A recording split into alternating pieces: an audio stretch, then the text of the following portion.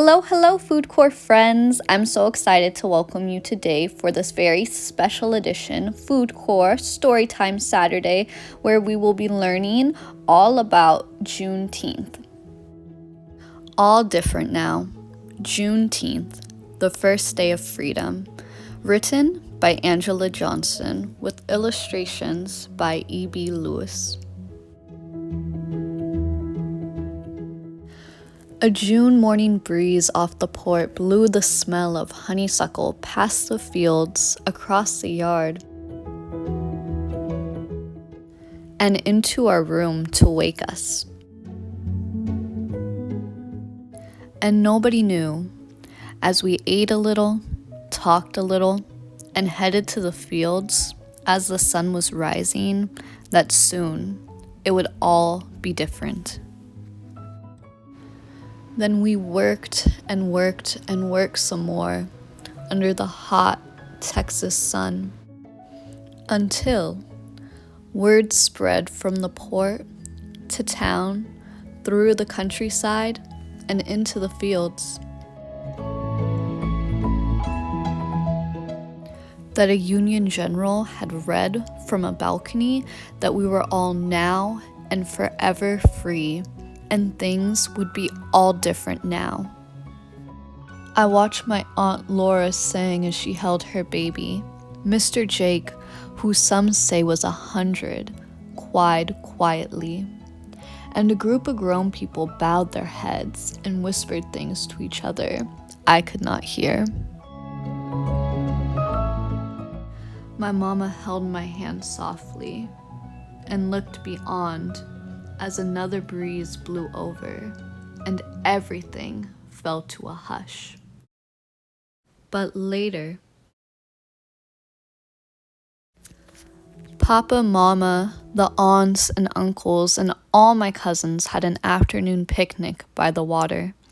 My baby brother crawled around our blanket as we listened to the sounds of the waves.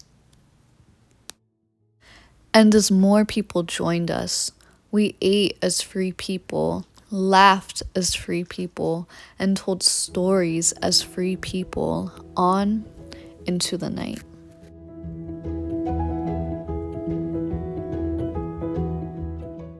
What was would be no more.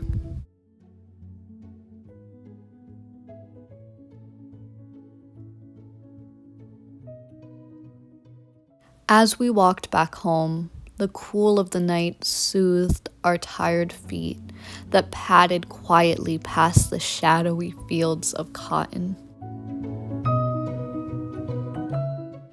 And in the morning, the smell of honeysuckle will wake me again, beside my sisters and brother, to a time that will be, for all of us, all different now. Important dates. January 1st, 1863. President Abraham Lincoln issues the Emancipation Proclamation, which declares that all persons held as slaves within states that have seceded from the Union are, and henceforth shall be, free. The proclamation makes freeing slaves the official end goal of the American Civil War and allows African Americans to enlist in the Union Army and Navy. The Emancipation Proclamation does not end slavery in the United States, but it sets the stage for the constitutional amendment that will. April 8th, 1864. The Senate votes and agrees to add a 13th Amendment to the United States Constitution. This 13th Amendment will abolish slavery in every state. January 31st, 1865, the House of Representatives votes and agrees to add the 13th Amendment to the Constitution, making slavery illegal in all states. March 3rd, 1865, Congress creates the Bureau of Refugees, Freedmen, and Abandoned Lands to aid in the transition from slavery to freedom. Confederacy General Robert E. Lee surrenders at the McLean House in the village of the Appomattox Courthouse in Virginia. There were battles and skirmishes after this date, but it is generally considered the official end of the Civil War. June 19, 1865.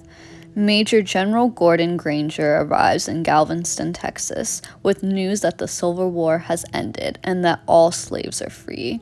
During the war, Union soldiers could not get past the Confederate troops and enter Texas to tell the slaves about the Emancipation Proclamation.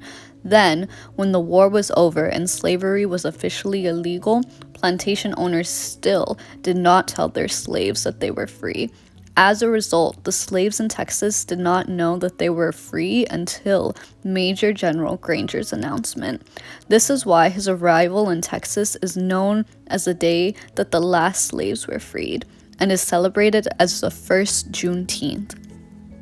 December 6, 1865. The 13th Amendment is ratified by enough states and added to the Constitution. On June 17, 2021, Juneteenth became a federal holiday. Juneteenth, then and now. At first, Juneteenth was only celebrated within African American communities. Celebrators would play games, eat food, and dress in nice clothing to symbolize that they no longer wore the garments of slavery. Sometimes, white landowners would oppose celebration by refusing to let their newly freed workers use their property. In response, Juneteenth celebrations mostly took place at churches or on donated land. Eventually, in the 1890s, sites like Emancipation Park in Houston, Texas, and Booker T. Washington Park in Mexia, Texas, were bought specifically for holding Juneteenth celebrations. During the 1900s, interest in celebrating Juneteenth declined. The Emancipation Proclamation was credited with ending slavery, and General Granger's role in freeing the Texas slaves 2.5 years after the proclamation was widely forgotten. Then, in the 1930s, the Great Depression forced many people off the farms and into cities for jobs. Unless June 19th fell on a weekend, there were very few participants available to celebrate, as they had to go to work. Awareness of Juneteenth increased again during the Civil Rights Movement in the 1950s and 60s. African Americans reconnected with this important part of their slave heritage and used it to fuel their fight for equal rights. The Poor People's March in Washington, D.C., in 1968 especially inspired many African Americans to begin celebrating Juneteenth again. Throughout the next several years, African American state legislature Al Edwards helped to increase awareness of Juneteenth until it was finally declared an official state holiday in Texas on January 1st, 1980.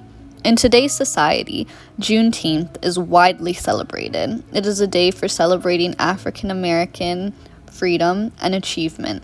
The Smithsonian, Henry Ford Museum, and countless other institutions sponsor activities and celebrations for Juneteenth, hoping to educate more people about African American and Black history and culture in general. However, Juneteenth has also morphed into a more national, symbolic celebration of respect for all cultures. Thanks for joining us for this special edition of FoodCorps Storytime Saturday. Wishing you all a happy Juneteenth.